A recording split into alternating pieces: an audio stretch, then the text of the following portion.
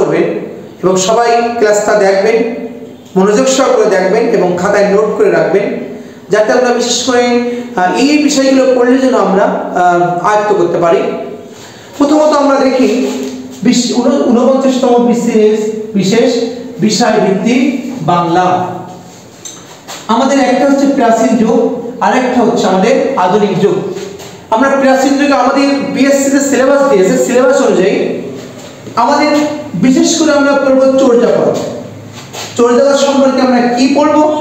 চর্যাপদে কতজন কবি ছিল, চর্যাপদের বিশেষ করে ধর্মতত্ত্ব কি ছিল, এর ভাষা নিয়ে আলোচনা কি ছিল, এবং চর্যাপদের টোটাল বিস্তারিত কিভাবে আবিষ্কার হলো, আবিষ্কারের কাহিনীটা কি আছে, টোটাল এই চর্যাপদ নিয়ে আমাদের একটা আলোচনা আমরা করব। কত সালে আবিষ্কার। এরপরে আমাদের আছে মঙ্গল কাব্য। আমরা মঙ্গল কাব্য জানি, চণ্ডী মঙ্গল, অন্নদা মঙ্গল, বিশেষ করে বিভিন্ন ধরনের কালিকা মঙ্গল, যে মঙ্গল কাব্যগুলো আছে, এই মঙ্গল কাব্য সম্পর্কে ভাগগুলো বিশেষ করে আমরা এমন করতে পারি আসলে মঙ্গল কাব্য কি এবং মঙ্গল কাব্যের যে বিষয়গুলো আছে টোটাল বিষয়গুলো আপনারা একটা নোট করে ফেলবেন, যাতে যে প্রশ্ন আসুক না করে আমরা যেন উত্তর দিতে পারি। মূলত আমরা মেইন আমাদের বিষয় হচ্ছে কবি ধরে ধরে পড়া এবং মঙ্গল কাব্য বিষয়ে যা যা আছে, যেহেতু সিলেবাসে আছে আমরা পড়ে ফেলবো। এরপর আছে বৈষ্ণব পদাবলী। এরপর আমাদের আছে বৈষ্ণব পদাবলী। বৈষ্ণব পদাবলী কি? বৈষ্ণব পদাবলীর যেমন হচ্ছে 4 জন কবি ছিল, যে বিদ্যাপতি, জ্ঞানদাস, গোবিন্দ দাস, চণ্ডীদাস।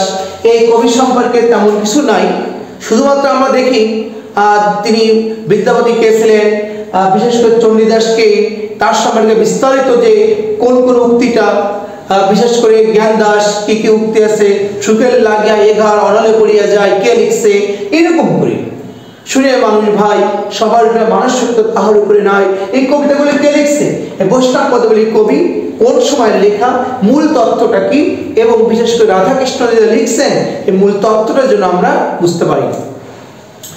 এরপরে সাজেশন অনেক আছে আমাদের, কিন্তু আমাদের আমি গুরুত্বপূর্ণ বিষয়গুলো দিয়েছি। আরাকান রাজসভা। আমরা জানি আরাকান রাজসভার একজন কবি ছিলেন, তার নাম আলাওল। এবং আরাকান রাজসভা কিভাবে কবিতা শুরু করেছেন, আরাকান রাজসভা নিয়ে আমাদের খুব গুরুত্বপূর্ণ আলোচনা এখানে পড়ে ভালো করে পড়তে হবে। এরপর আছে মুকুন্দরাম চক্রবর্তী। মুকুন্দরাম চক্রবর্তী যে কালকিত উপাখ্যান লিখছেন এবং শ্রেষ্ঠ কবি যিনি মুকুন্দরাম চক্রবর্তী, বিশেষ করে কালকিত উপাখ্যান এবং মুকুন্দরাম চক্রবর্তী ওই কালকিত উপাখ্যানের শিল্পগুণ বিচার করো, এটা পড়তে হবে। এরপর আলাওল। আলাওলের পদ্মাবতী। আলাওলের পদ্মাবতী খুব গুরুত্বপূর্ণ এবং আলাওলের পদ্মাবতীটা খুবই গুরুত্বপূর্ণ। এটা এ টু জেড যা আছে আমাদের পড়ে ফেলতে হবে, এটা অনুবাদমূলক সাহিত্য আছে, এগুলো পড়ে ফেলতে হবে।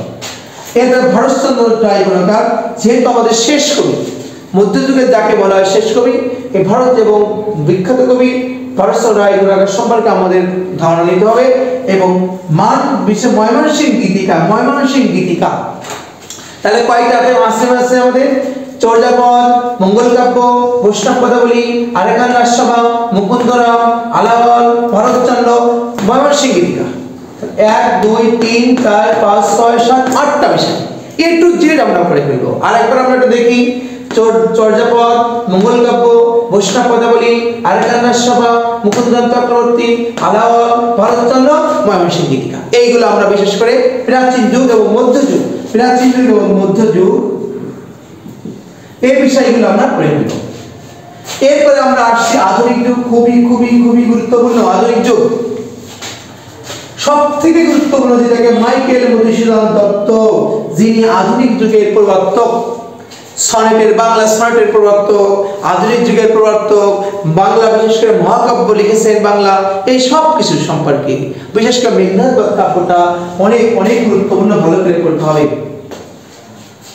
এরপর আছে 2 বঙ্কিমচন্দ্র চট্টোপাধ্যায়। বঙ্কিমচন্দ্র চট্টোপাধ্যায় উপন্যাসগুলো পড়ে ফেলতে হবে।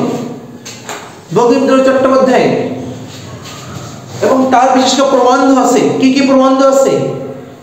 এরপরে আমাদের প্রমোদ চৌধুরী, যিনি বাংলা প্রমিত রীতির প্রবর্তক, সার্থক চরিত্র রীতি, এই যে আমাদের প্রমোদ চৌধুরী সম্পর্কে পড়বো। এরপরে মীর মশাররফ হোসেন, খুবই খুবই গুরুত্বপূর্ণ। আমি ধারাবাহিকভাবে ক্লাস দেবো, আমি প্রত্যেকটা ক্লাস আমি পাবেন আপনারা। এরপর দীনবন্ধু মিত্র নাটকের ক্ষেত্রে যার অবদান, রবীন্দ্রনাথ ঠাকুর, এই নাট সবকিছু পড়বো, গল্প পড়বো, নাটক পড়বো, উপন্যাস পড়বো, এখানে প্রবন্ধ পড়বো, সবই আমরা পড়ে ফেলবো। বিহারীলাল চক্রবর্তী, যাকে বিহারীলাল চক্রবর্তী সম্পর্কে আমরা পড়বো।